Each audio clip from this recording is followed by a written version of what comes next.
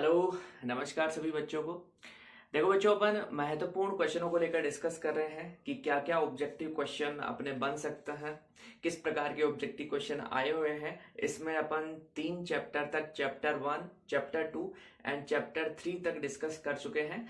इस वीडियो में जो आपका चैप्टर 4 है, जिसका नाम है magnetic effect of electric current, Hindi में कहते हैं विद्युत धारा के चुंबकीय प्रभाव, ये जो चैप्टर है, इस चैप्टर के ऑब्जेक्टिव क्वेश्चन देखेंगे। तो स्टार्ट करते हैं भाई। देखो, ओके, तो सबसे पहला क्वेश्चन आता है, यदि जी प्रतिरोध के धारामापी में मुख्य धारा की 2% धारा पूर्ण विक्षेप के लिए आवश्यक हो तो पार्श्व पथ का प्रतिरोध कितना होगा। क्वेश्चन एक बार हिंदी में फिर से सुनना। यदि जी प्रतिरोध के धारामापी से मुख्य धारा की 2% धारा पूर्ण विक्षेप के लिए आवश्यक हो तो पार्श्व पथ या संट का प्रतिरोध कितना होगा। इंग्लिश में बात करते हैं। क्वेश्चन है कि if 2% current is required for complete deflection from galvanometer of resistance G then calculate shunt resistance. 2% धारा चाहिए अपने को। कितने परसेंट? 2% धारा चाहिए डिफ्लेक्शन के लिए। किसमें? गैल्वेनोमीटर पे। तो अपने को बताना है जो आप संट उसमें लगाए हो, एक रेजिस्टेंस आप जो लगाए हो जिसका वैल्यू कम है, जो कि पैरेलल में लगा है, उसका मान कितना होगा, उसकी वैल्यू कितनी होगी, ये क्वेश्चन है। ऑप्शन सुनना। पहला ऑप्शन है Z/50, पहला ऑप्शन है Z/50। सेकेंड ऑप्शन है Z/49। थर्ड ऑप्शन है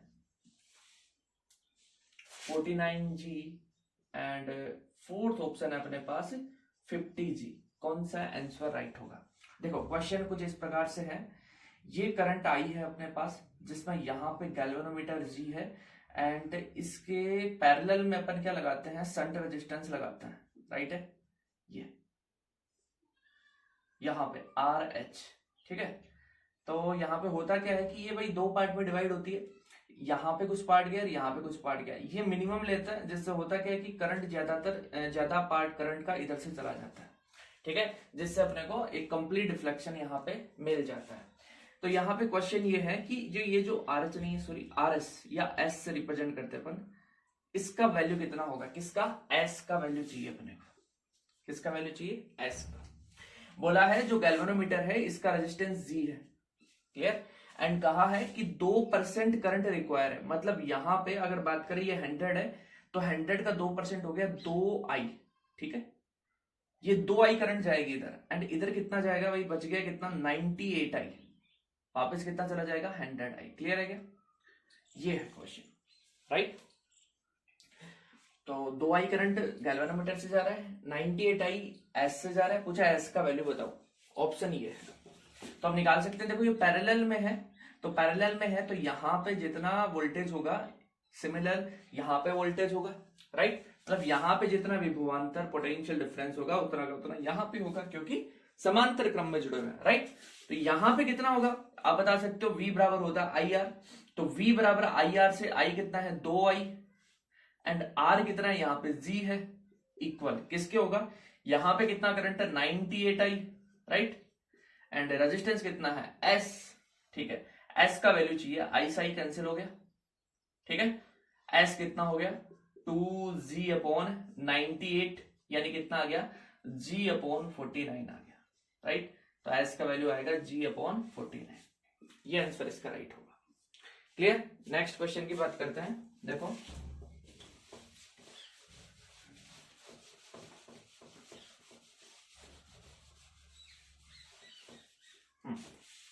नेक्स्ट क्वेश्चन, ये क्वेश्चन है परिनालिका का, सोलेनोइड का क्वेश्चन है।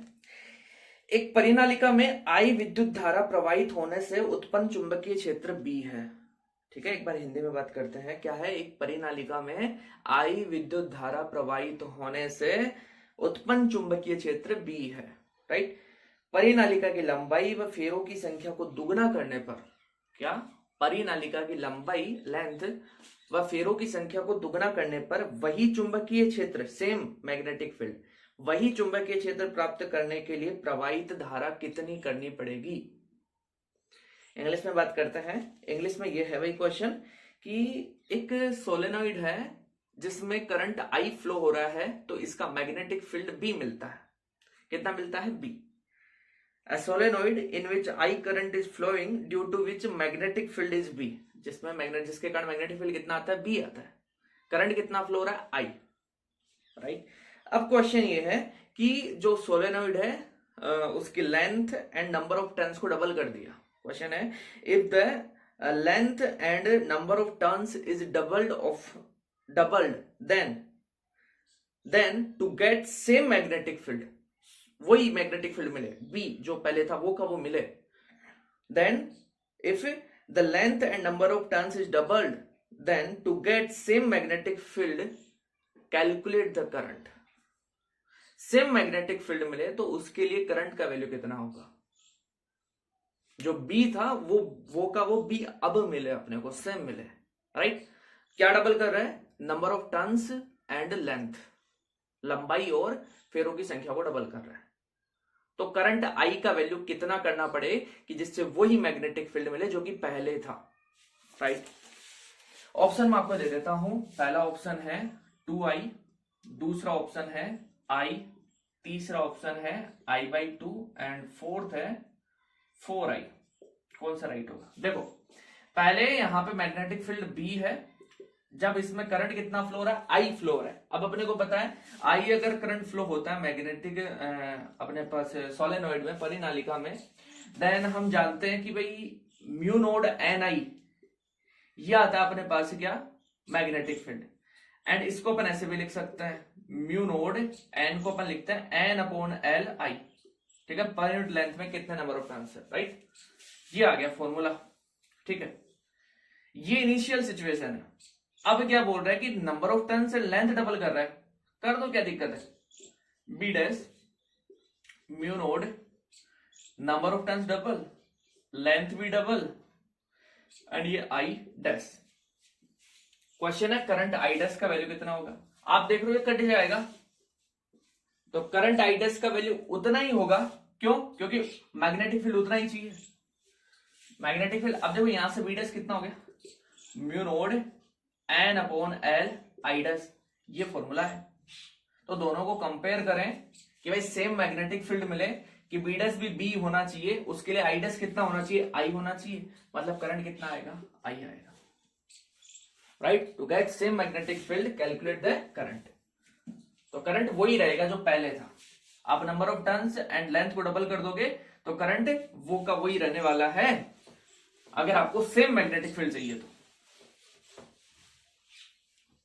राइट। आगे बात करते हैं, देखो नेक्स्ट क्वेश्चन की। एक टोरॉइड के अंदर उत्पन्न चुंबकीय क्षेत्र का मान बी है। एक टोरॉइड के अंदर उत्पन्न चुंबकीय क्षेत्र का मान बी है। Magnetic field inside toroid is B. कितना है? बी। यदि टोरॉइड के एकांक लंबाई में फेरों की संख्या n है, if number of turns per unit length of toroid is n, ठीक है, इसमें प्रवाहित विद्युत धारा I हो and current flowing in I current इसमें फ्लो हो रहा है, then calculate magnetic field outside from it. जो टोरॉइड है इसके आउटसाइड मैग्नेटिक फील्ड कितना होगा? इनसाइड कितना है? बी है। क्वेश्चन बढ़ाया है और कुछ नहीं है। हिंदी में बात करते हैं, बता दिया हिंदी में, इंग्लिश में दोनों में बता दिया। क्वेश्चन ये है टोरॉइड है एंड उस टोरॉइड के अंदर जो मैग्नेटिक फील्ड है वो बी है। कितना है? बी। हमें पता है ये भी म्यू नोड एन आई होता है एंड इसका वैल्यू होता है म्यू नोड N/2πr, ठीक, एंड ये आई होता है टोरॉइड, राइट। तो इसमें आई करंट फ्लो रहा है।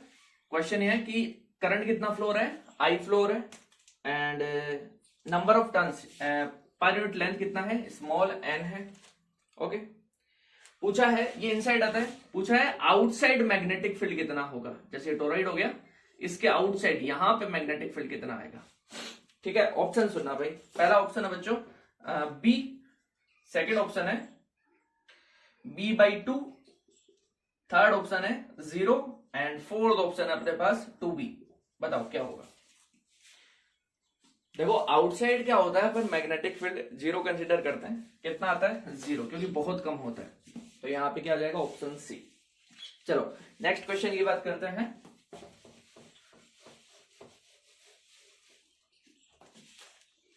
अगला क्वेश्चन, किसी चल कुंडली धारामापी को एक वोल्टमीटर में रूपांतरित किया जाता है। एक मूविंग कोइल गैल्वेनोमीटर को वोल्टमीटर में कन्वर्ट करते हैं। किस प्रकार से कन्वर्ट करते हैं? चल कुंडली धारामापी को वोल्टमीटर में किस प्रकार रूपांतरित करता है? मूविंग कोइल गैल्वेनोमीटर वोल्टमीटर में कन्वर्ट हो रहा है, तो किस प्रकार से करेंगे? हाउ, क्या होना चाहिए कि वो कन्वर्ट हो जाए वोल्टमीटर में? ऐसा है। ऑप्शन सुनना बच्चों। पहला ऑप्शन है श्रेणी क्रम में उच्च प्रतिरोध जोड़कर, श्रेणी क्रम में उच्च प्रतिरोध जोड़कर। दूसरा ऑप्शन है श्रेणी क्रम में अल्प प्रतिरोध जोड़कर। तीसरा है समांतर क्रम में उच्च प्रतिरोध जोड़कर। एंड फोर्थ है समांतर क्रम में अल्प प्रतिरोध जोड़कर। देखो इंग्लिश में बात करते हैं। पहला ऑप्शन दे रखा है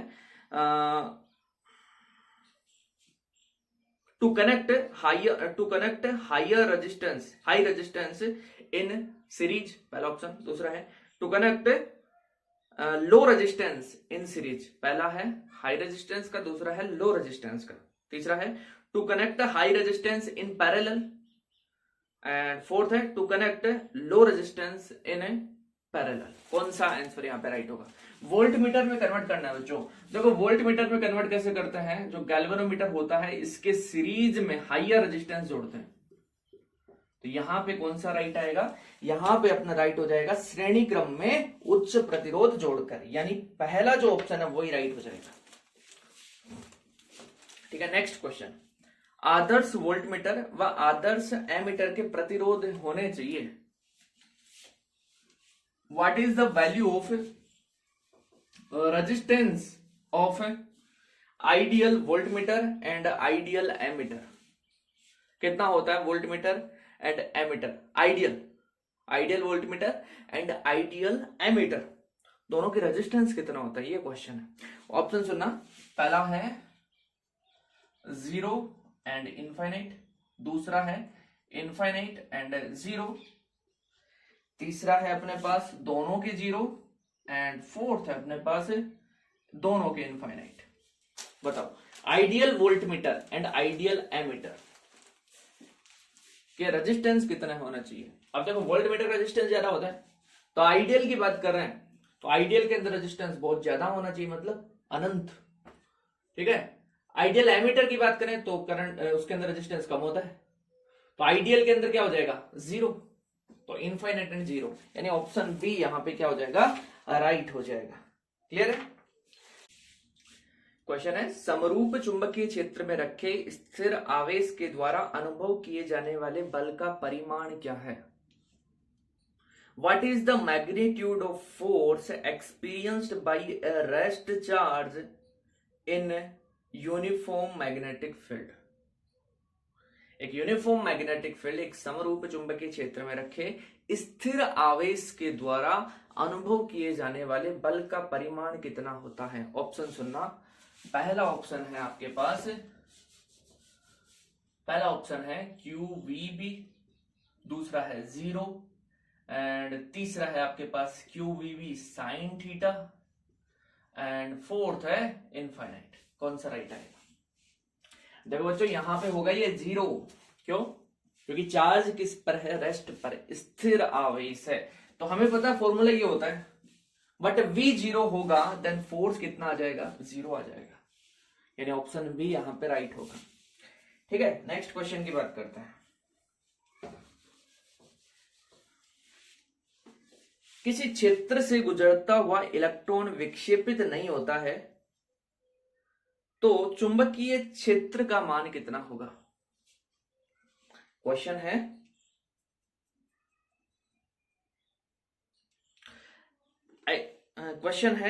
a charge is moving in a magnetic field then it does not deflect। ठीक है, ये विक्षेपित नहीं होता है, then it does not deflect, then calculate the value of magnetic field, sorry magnetic force, then calculate the value of magnetic force if a charge is moving from a magnetic field and it does not deflect, then calculate the value of magnetic force. Question है, एक charge है जो कि एक चुंबकीय क्षेत्र से होकर निकलता है और वो डिफ्लेक्ट नहीं होता है, विक्षेपित नहीं होता है, तो चुंबकीय बल जो लगेगा उसकी वैल्यू कितनी आएगी?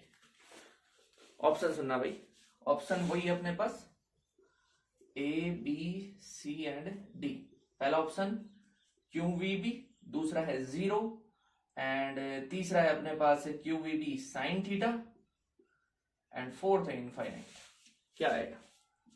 देखो, एक चार्ज है, एक मैग्नेटिक फील्ड से निकलता है, चुंबकीय क्षेत्र से निकलता है, बट वह अपने पाथ से डिफ्लेक्ट नहीं होता, जिस पाथ से आया था उसी पाथ से निकल जाता है। तो मैग्नेटिक फोर्स कितना आएगा, चुंबकीय बल कितना आएगा? देखो, इस केस में चुंबकीय बल कितना होगा? 0 होगा। क्यों? क्योंकि अगर वो डिफ्लेक्ट नहीं हो रहा है, मतलब फोर्स उस पर कितना लग रहा है? 0। फोर्स कितना लग रहा है? 0, तभी वो डिफ्लेक्ट नहीं हो रहा है। अगर फोर्स लगता उसके ऊपर तो वो डिफ्लेक्ट हो जाता, विक्षेपित हो जाता। तो यहाँ पे कौन सा राइट होगा? बी ऑप्शन राइट होगा। ठीक है बच्चों, नेक्स्ट क्वेश्चन की अपन बात करते हैं, देखना।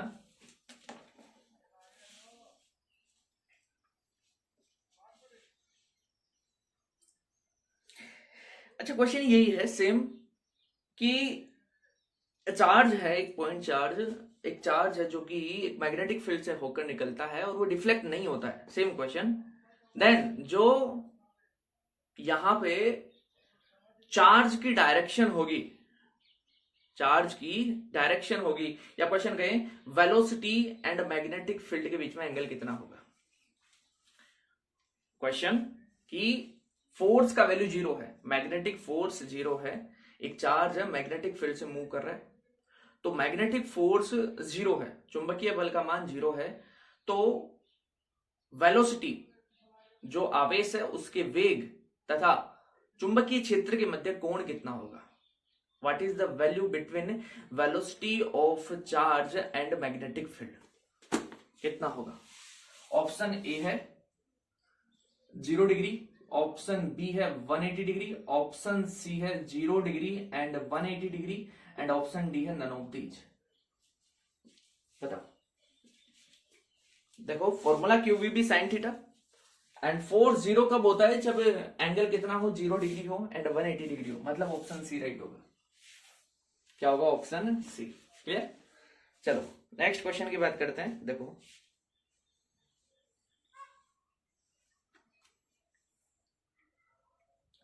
क्वेश्चन है चुंबकीय प्रेरण का SI मात्रक क्या है? What is the SI unit of magnetic induction? What is the SI unit of magnetic induction? बताओ क्या होगा? टेस्ला होता है क्या बच्चों? टेस्ला ही होता है ना, एंड इसी को बोलते हैं वेबर पर मीटर स्क्वायर, तो ये इसका SI यूनिट होगा। नेक्स्ट क्वेश्चन है, एक टेस्ला में कितने गाउस होता है? 1 टेस्ला कितने गाउस के इक्वल होता है? बताओ। देखें, आई होप सभी को पता होगा 10 टू द पावर 4 गाउस के इक्वल होता है, राइट?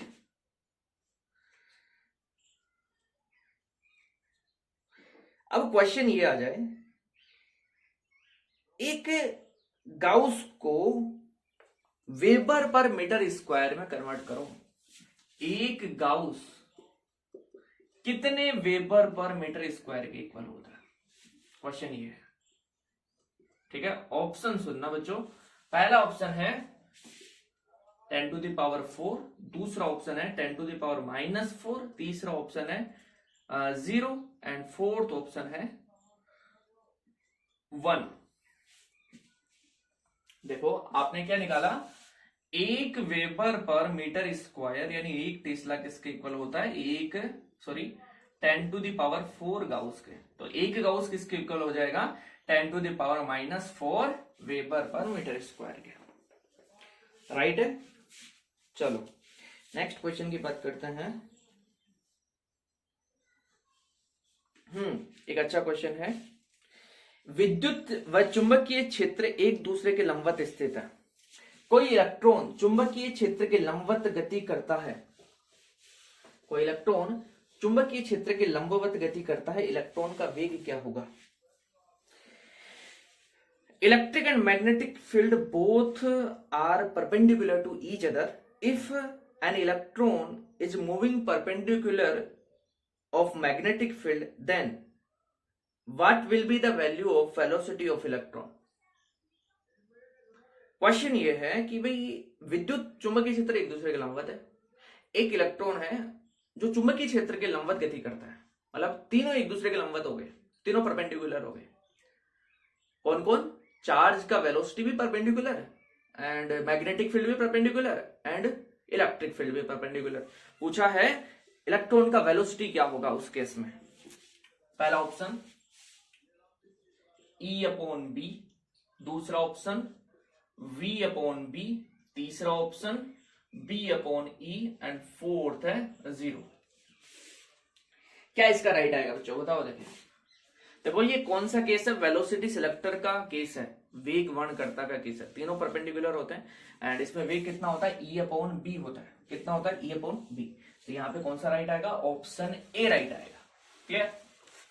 चलो बच्चों नेक्स्ट क्वेश्चन की बात करते हैं।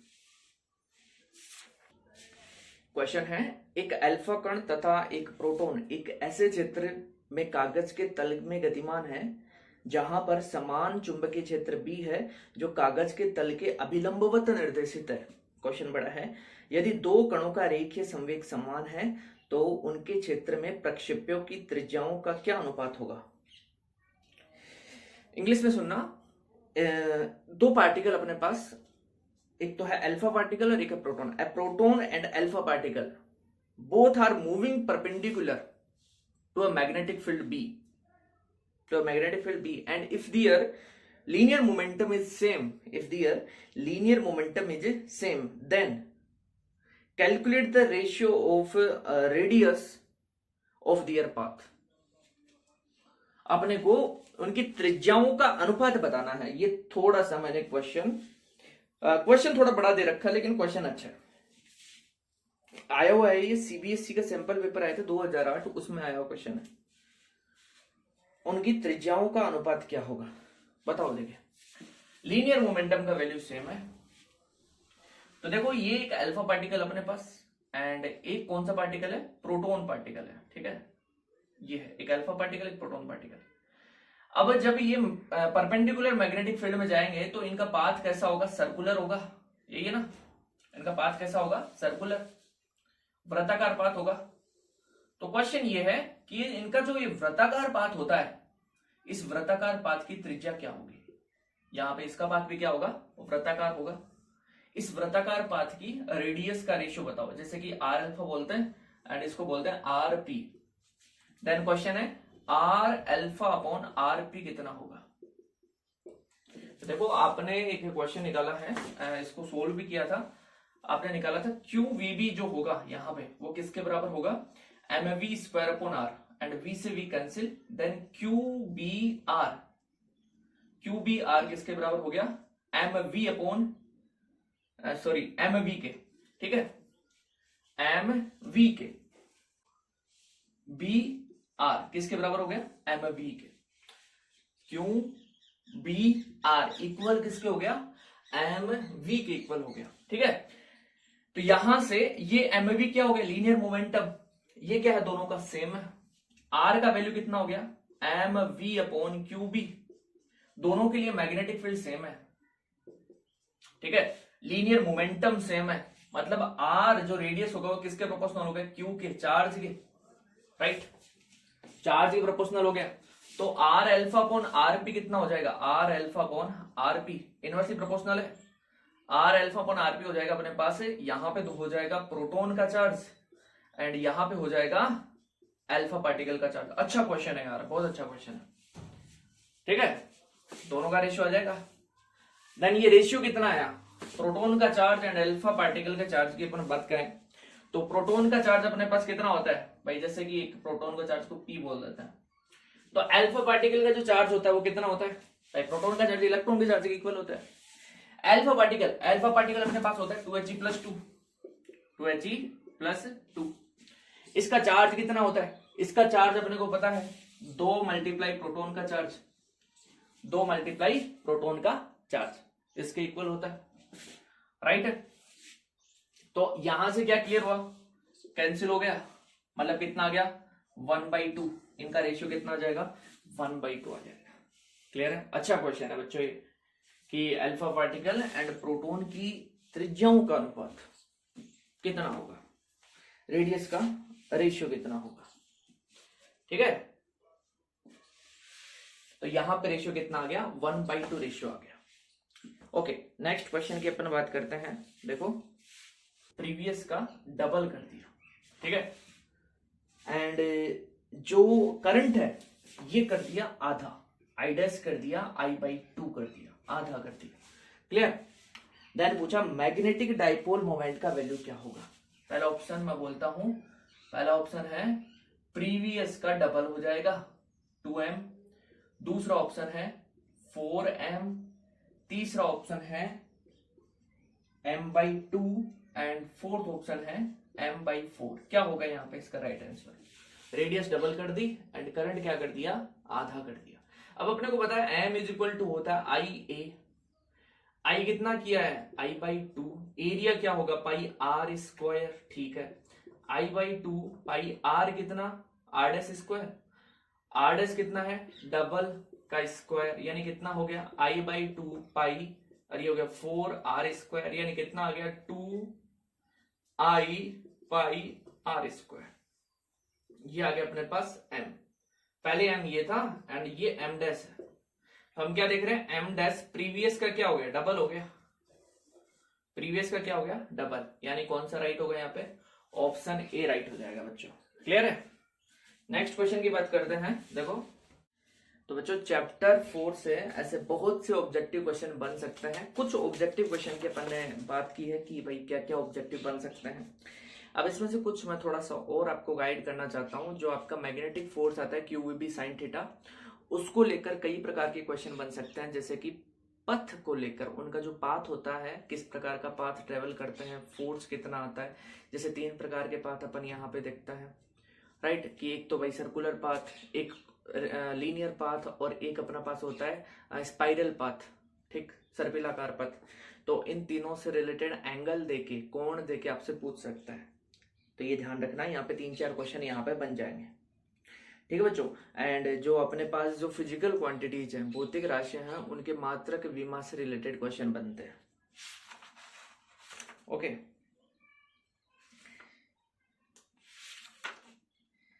एंड आप जो टोर्क का वैल्यू निकालते हो NIAB sin थीटा, जो टोर्क का वैल्यू निकालते हो उससे रिलेटेड आपसे एंगल का वैल्यू कन्वर्ट करके क्वेश्चन आ सकता है। साथ में ये भी पूछ सकता है कि उस पर बल कितना लगेगा, टोटल फोर्स कितना लगता है। तो टोटल फोर्स तो 0 आता है, केवल टोर्क ही अपने को मिलता है। किस पर? एक लूप पर, एक रेक्टेंगुलर लूप की अपन बात करते हैं, जिसके लिए अपन टोर्क का वैल्यू निकालते हैं, ठीक है। तो इससे रिलेटेड भी कई क्वेश्चन, जैसे कि कई प्रकार के क्वेश्चन क्या बन सकते हैं, ध्यान से सुनना, कि एंगल 0 डिग्री हो, 180 डिग्री हो, ठीक है, तो इस केस में टोर्क कितना लगेगा। एंड आ जाए एंगल 90 डिग्री हो तो टोर्क कितना लगेगा, ठीक है। अब जैसे कि और क्वेश्चन की अपन बात करते हैं, जो आप साइक्लोट्रॉन फ्रीक्वेंसी निकालते हो, उस साइक्लोट्रॉन फ्रीक्वेंसी से रिलेटेड आपको बोले क्वेश्चन कि जो साइक्लोट्रॉन फ्रीक्वेंसी है उससे रिलेटेड आ जाए कि भाई जो अपने पास पार्टिकल है उसकी वेलोसिटी डबल कर दे, ट्रिपल कर दे, वेग उसका दुगना कर दिया, तिगुना कर दिया, तो साइक्लोट्रॉन की आवृत्ति पर क्या प्रभाव पड़ेगा? कोई प्रभाव नहीं पड़ता है, क्योंकि साइक्लोट्रॉन की आवृत्ति का फॉर्मूला अपने पास आता है QB/2πm, ये आवृत्ति आती है। एंड आवर्त काल अपने पास आता है 2πm/QB। तो वहां पे वेलोसिटी का कोई पद नहीं होता, चाल का कोई पद नहीं होता है। तो क्वेश्चन यहां से बन सकता है कि वेग को दुगना कर दिया, तिगुना कर दिया, तो साइक्लोट्रॉन की आवृत्ति पर क्या प्रभाव पड़ेगा? कोई इफेक्ट नहीं पड़ेगा, राइट है बच्चों। एंड और क्वेश्चनों के अपन डिस्कस करें तो जैसा कि एक क्वेश्चन मैंने डिस्कस किया था रेडियस को लेकर, तो जिसमें अपन ने बात की mv/QB यानी P/QB, संवेग अपॉन QB आ जाता है अपने पास। तो उसको लेकर अपन ने क्या देखा कि केवल जैसे कि अगर मैग्नेटिक फील्ड सेम है एंड लीनियर मोमेंटम सेम है, तो रेडियस चार्ज के इनवर्सली प्रोपोर्शनल होता है, त्रिज्या आवेश के व्युत्क्रमानुपाती होता है, तो उससे रिलेटेड भी क्वेश्चन बनते हैं। तो ये थे यहाँ पे क्वेश्चन बच्चों। आई होप कि आपको समझ में आया होगा कि ऑब्जेक्टिव क्वेश्चनों का पैटर्न क्या रहेगा, किस प्रकार के क्वेश्चन आपसे पूछ सकते हैं। इस उम्मीद के साथ में कि वीडियो आपके लिए हेल्पफुल है, यूजफुल है। मिलते हैं नेक्स्ट वीडियो में।